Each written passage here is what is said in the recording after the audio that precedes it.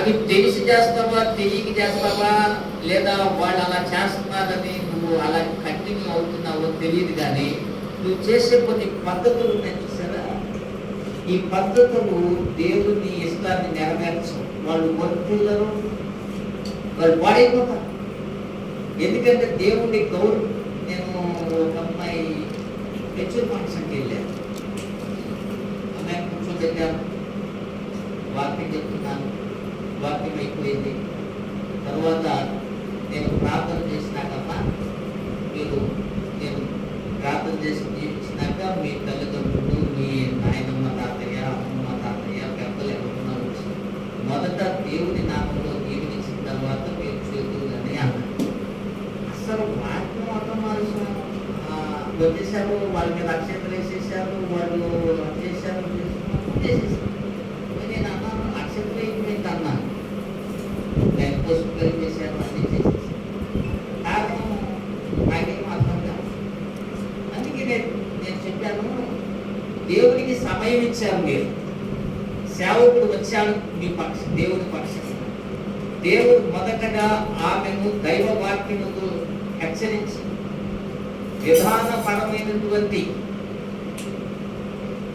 బాల్య దినం నుంచి కన్యకగా మారి భవిష్యత్తు దినాలు దేవుని వాక్యముతో ఉండాలి అని హెచ్చరించి ఆ బిడ్డను దీవించిన తరువాత పెద్దలు దీవించాలి. అది గౌరవప్రదమైన విధానం, అవునా కాదా?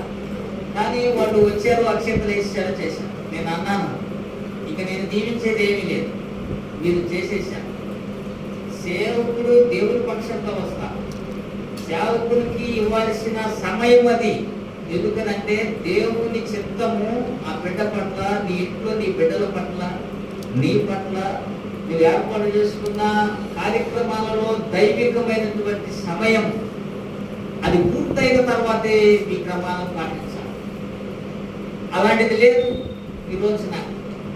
కానీ వర్దిల్లాలి, ఏం వర్దిల్లాలి? వర్దిల్లలేరు. ఎందుకంటే విగ్రహ సంబంధమైన విధానాలు దాచిపెట్టుకోకూడని విగ్రహమైనటువంటి విగ్రహాలు, హృదయాలలో విగ్రహాలు అన్నీ ఉన్నాయి. పేరుకే పెళ్ళి, క్రైస్తవ పెళ్ళి ఏం లేదు. అందుకనే మీరు హృదయాలలో విగ్రహ సంబంధమైన పద్ధతులు, ఆచారాలు మీ పూర్వీకులు నేర్పించవచ్చు.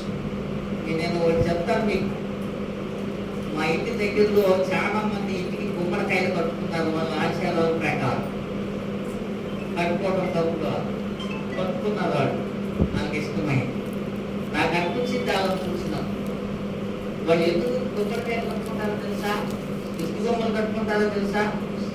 బయట నుంచి ఏ శక్తులు ఏది లోనకు రాకూడదనే కదా, ఇది కాకుద్దని. నిజంగా మీరు నమ్మితే బయటికి ఏమి ఇంటిలోనికి రాకుండా ఆపే అంత శక్తి ఈ గుమ్మడికాయకి, దిష్టి బొమ్మకి ఉంటుంది. నీ ఇంటిలో ఉన్న దరిద్రం, నీ ఇంటిలో ఉన్న శాపం, ఇవన్నీ బయటికి కూడా ఎలా నీకు ఆగుతుంది కదా? ఆగుతుంది కదా? నువ్వు లోన ఎంత మొత్తుకుంటే ఏమవుతుంది? చెప్పలేదు.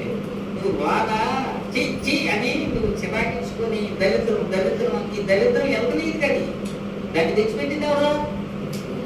అనేగా బయటికి రావద్దు, బయటికి రావద్దు, ఇది బయటికి పోదు, ఇది అవుతుంది. నేను మా ఇంటి పైన పర్సులు బ్యాగ్ చూస్తాను, రోజు అలా నిద్రవుతుంది. ఎక్కడికి వెళ్ళేటప్పుడు మంచి జరగాలని, అది 24 గంటల ఇంట్లోనే ఉంటుందా? వీడికి ఎదురుందా? మంచి జరిగితే ఎదురు వచ్చినప్పుడే మంచి జరిగినప్పుడు 24 గంటల ఇంట్లో ఉంటుందా? మరి ఇంట్లో 4 నెలలైతే ఇంటికి కట్టున్నా, మరి బయటికి వెళ్ళేటప్పుడు మాత్రం ఎదురు వస్తుంది. అని నాకు అర్థం కాదు. అంటే దిగుమాలిన పద్ధతులు ఇక్కడ కట్టుకున్నాను. ఆలోచించాలి. నిజంగా మనం చేసే ఈ ఆలన ఏళ్ళను చూసి నేను అనుకుంటాను, ఇది 24 గంటలు ఇంట్లోనే ఉంటాను కదా. కొత్తగా ఎదురొచ్చిందేమంటే నువ్వు ఏమి ఎదురొస్తే నీకు వచ్చే లాభం ఏంటి? లాభం వస్తుందంటే నువ్వు ఎదురు రావచ్చు, అవునా కదా? లాభం ఎవరైనా ఎదురు వస్తున్నారంటే లాభం ఉందంటే ఎదురు వస్తున్నారని నమ్ముకుంటుంది.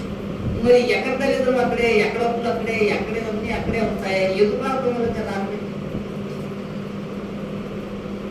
అందుకని దైవ గ్రంథం చెప్తుంది, నీవు పడకల మీద లేకపోగానే కీర్తనల గ్రంథం 4వ అధ్యాయం 4వ వాక్యంలో ఇలా రాసి ఉంది.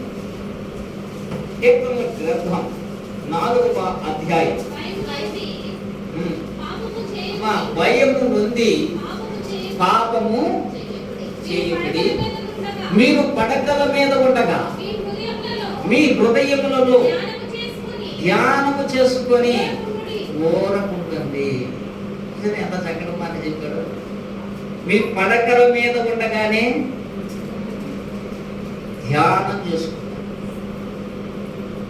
ప్రతిరోజు లేవగానే నీ భారాన్ని, నీకు ఎదురవుతున్న సమస్య, ఈరోజు ఎదురవబోతున్నటువంటి చదువుకునే వాళ్ళు కూడా అంతే. నీవు దేవునికి నీ మీద నీవు అధికారాన్ని దేవునికి ఇచ్చేస్తున్నావు.